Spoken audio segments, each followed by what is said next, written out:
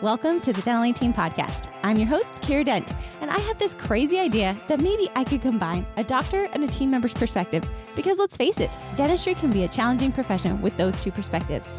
I've been a dental assistant, treatment coordinator, scheduler, biller, office manager, regional manager, practice owner, and I have a team of traveling consultants where we have traveled to over 165 different offices coaching teams.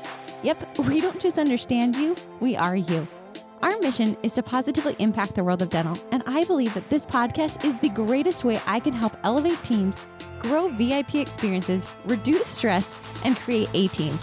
Welcome to the Dental Team Podcast. Hello, Dental Team listeners. This is Kira, and you guys, I'm so excited for Consultant Takeover. Guys, that was me attempting to sing into this microphone for you, and I hope you loved it. Today, Consultant Takeover. Grab your pens, grab your notebooks, bringing in the heat today. And as always, thanks for listening, and I'll catch you next time on the Dental Team Podcast. Guys, I'm so excited. I'm back with Tina. You know me, Spiffy Tiffy. I never introduce myself. I'm really bad at that. So if there's not an introduction, you know it's me. I will always introduce and love on the person I'm with because it's just easier.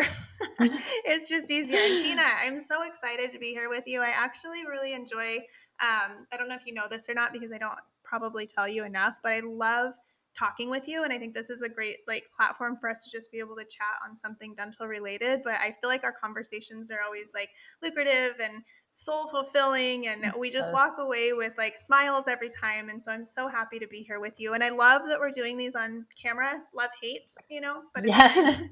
But I love that I get to see you when we do this because it's easier than just talking into the air. So welcome.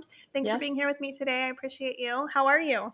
I am good. I am very excited about this. And I do feel like having that camera perspective just makes it seem that much more tangible. I mean, I love being able to see people when they're speaking. So it's great to be able to listen to it on maybe your drive to work, but to actually be able to sit down and watch us communicate with one another, I feel like that you walk away with one more thing. So I agree. When I take courses and stuff or masterminds or whatever, I feel like when they're like this, they're on YouTube or whatever platform, I feel like I'm more there with them than when I'm listening. And I feel like I more tangibly can picture implementing whatever it is that we're talking about than when I'm just in my car. I'm not sure why. Maybe I'm just a visual person, I guess. Maybe that's what that comes down to. But I retain it better. So I hope I love having both modalities, but I hope either one, somewhere you find your fit, and everybody loves what we're doing. So today we're going to talk about 5-star new patient exams, and we're all about getting the 5 stars, you guys. We want you to get 5-star reviews. We want you to give us 5-star reviews because we love you. We love what we do, and we like knowing that what we do is producing a really great result. So those 5-star reviews help us know that you're getting valuable information from us. We want everything in your practice to be that 5-star because we want you to get 5-star reviews too. We want you to know what you're doing is producing a really great result. New patient exams are huge. And I'm going to caveat this with any exam is huge. Any exam is worthy of 5 stars. And so don't forget about your recare patients and your periodics too. But today we're generally focusing on 5-star new patient exam and really making sure that you're hitting every spot and every point to get that 5-star review from the new patient to gain more new patients and help your community. Tina, I'm going to pick your brain. I think new patient exam, I think we take it from a doctor standpoint. We already know it's going to start with the phone call. It's going to start with the front office. That's the whole shebang. But what about the 5-star new patient exam, chairside, maybe hygiene or dental assistant and doctor exam, do you think is really important that gains that 5-star review for them? Wow. Well, I think that if I was going to kind of rate myself on how I feel like I was doing as a provider for an exam is more so my ability to connect with the patient and to build trust. And so that's important with new patients, like what you said, but also ongoing with our current patients.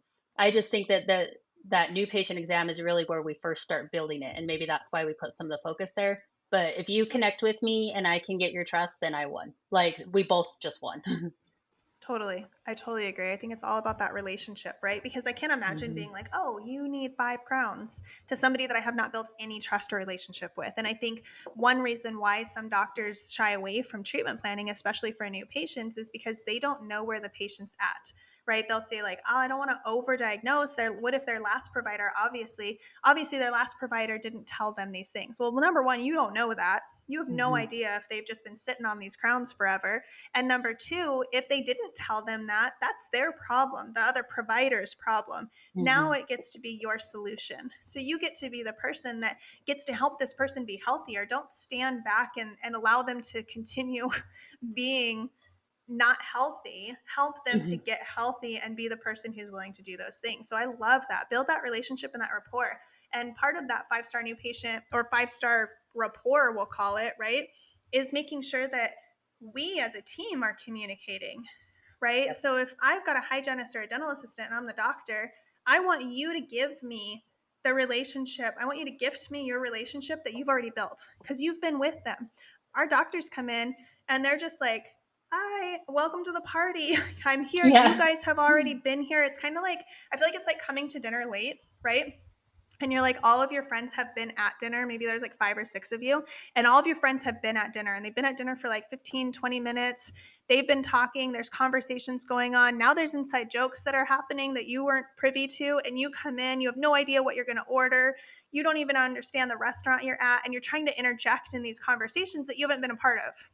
That's what it feels like, right? Yep. And that's like friends that you know. Imagine, like, remember those toast things, right? And so you would go to like the Toastmasters and you would learn how to public speak. Oh my gosh, that's what they're doing, guys. They're coming into this dinner party that they were invited to, but they don't know anyone yet. They know you, and you're just like dropping them on the doorstep like, good luck, wash my hands of you. So invite them into the dinner party and then give them the information, give them an in so that they can have a conversation with the people that you're conversing with. Don't let them just sit there like trying to figure out how to insert themselves into the dinner party. I always think of that. I'm like, if my significant other took me to a party with all of his friends and we walked in and then he's like, oh, hey, I got to go say hi to this. I got a Marine buddy over here I got to go talk to. I'll be right back. I'd be like, where's the kitchen? Where's the bathroom? I need right? to And so use the restroom. Yeah, I need an out. And so your doctors are coming in and they're like, where's the kitchen? Where's the bathroom? So that part of that 5-star new patient exam is handing that relationship off so that your doctor can create that relationship with the patient. Don't leave them hanging. Allow them to create the relationship and pass off anything you're seeing. Help your doctors. Be the support team. Pass off what you're seeing so that they can validate what you've already said to the patient, your co-diagnosis. But then also, you guys, their brains are going buck wild crazy with so many things, and they just walked into a dinner party that they don't know anybody at. Like, there's so many things happening. Help them get through that so that they can spend the time building that rapport and getting that relationship into place, and also save yourself some time and save time on that ding dang exam. You pass off that, you ramp up your communication chairside, your exams get quicker, I promise you. Yep, it's that relationship gifting. I love that term and I definitely use it a lot, and you said it. But thinking of it from all perspectives too, I don't want to be the patient that has to, it's a lot for a patient to build a new relationship with every single person I meet in the office. Whereas if I was just talking to my hygienist about my skiing trip in Aspen, and then the doctor walks in and they're like, hey, she was just skiing in Aspen. We both love that. I also noticed that on the upper right, there's a little bit of decay there, or there's some concerns there. Can you take a look? I mean, you really get to start to lead this conversation. And it's like, we already talked about Aspen. Like, he has some jokes he can throw in, I'm sure, but we're also ready to jump into some of the exam too, and that co-diagnosing. So absolutely. I love that. Yeah. Relationship gifting. I think of it.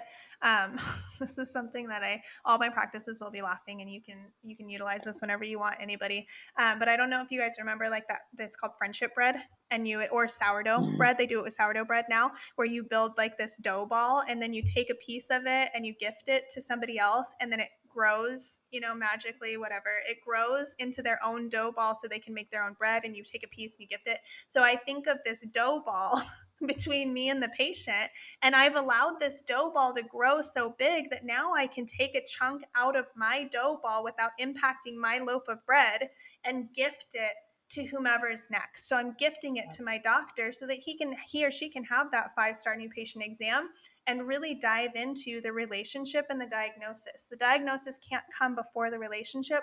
The relationship has to come first. A comfortable diagnosis comes after a really healthy and strong relationship. So I think making sure that that relationship is intact, you're getting the information from your team that you need, and that you're covering all of your bases. So guys, I don't know if this needs to be said or not, but start on one quadrant, like start upper right, go all the way across to upper left, go to lower right. If you follow that cadence, your team can follow along a lot better. If you're wishy-washy, if you're kind of all over the place, everyone's confused. Even your patients, guys, sitting there are kind of feeling where you're at. And if you jump from side to side, quadrant to quadrant, wherever, you're just kind of willy-nilly all over the place, leaves a lot of confusion and a lot of room for error. So I would just not do that. Yeah. Okay, so make sure you're building that relationship, you're getting that pass off, and that you're following some sort of a system. You should have a protocol. And I want you guys to build it. I want you to look at what's working really well, what works for you in your recare appointments, right? Because those exams are really fast. Why are they fast? Because you've got the relationship. So how can you create that in your new patient exam really quickly? Utilize your team and create some sort of a cadence to your exam so that you can go through your checklist. If you have a checklist for your exam, you've got the teeth that you're going to check first, you've got maybe TMJ, you've got your oral cancer screening, you've got your ortho checks, your bite, your occlusion. If you've got a cadence and an order to that, and you do it the same every single time, you guys will get better and better. You'll get better diagnosis, quicker diagnosis, and you don't have to stress about things being right or wrong. It just happens. And your exams will be faster. So I want you to go through and do that. Look at what your relationship building looks like now. Are you getting that information passed off from your team members? And do you have a checklist that you're using for your exams, especially your new patient exams? That's how you create a 5-star new patient exam. Tina, is there anything you think I missed in those action items that they can take away and go implement? No, I'm excited. I want to hear about it too. So once you choose how you're going to follow this, where you're going to put your focus, and then let us hear about it. Absolutely. I love that. I love that. You guys, for reals, we really do check the email. Okay. Hello at the dental email. Hello at thedentalateam.com. We actually do get those. They come to the consultants. We respond. We love hearing from you guys.